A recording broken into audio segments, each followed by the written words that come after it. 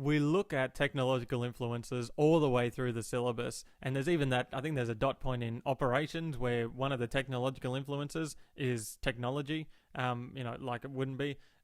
So we do look at this all the way through the syllabus, but we're specifically going to look at when technology improves, what does HR have to deal with? HR being human resources, right? So the human resource managers, what happens when technology improves? And we're assuming that technology is not going to get worse, it's always going to improve. So yeah, it seems like a good thing. So you need to deal with it as well as you can. Now, HR would have to deal with things like the decision of the operations department, so if it's a factory, then the people down on the ground, to replace workers with machinery. So HR is going to have to start looking at the separation process. Now, what do? Do we make these workers redundant because they've been replaced with machines? How do we do that? Do we do it voluntarily, involuntarily? What do we do? So HR will have to look at replacing those workers or not replacing those workers according to whatever operations wants.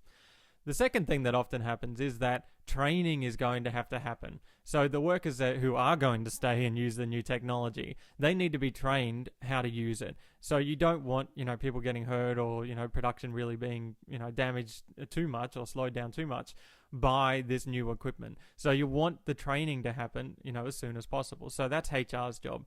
The third thing is also about motivation.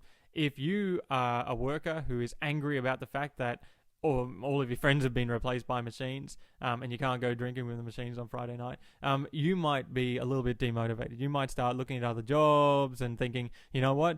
No matter how hard I work, I'm just going to get replaced by a machine anyway. So you need to work on motivating the workers and kind of distracting them from the fact that they'll probably, get replaced by machinery. One of the good examples is at Woolworths and Coles when they have those the self-checkouts and there's a person working there who's helping with the self-checkouts. They're trying to teach us how to, use those self-checkouts, but that person is making their own job useless. Right?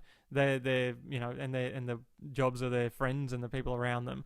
They're kind of they're helping themselves become useless, become redundant because they want to get rid of those workers. So you will need to do things to motivate them. Maybe you need to pay them a little extra to do those sorts of things. I don't know. I'll ask someone next time I'm there. But that's how technology will influence the HR department in a business.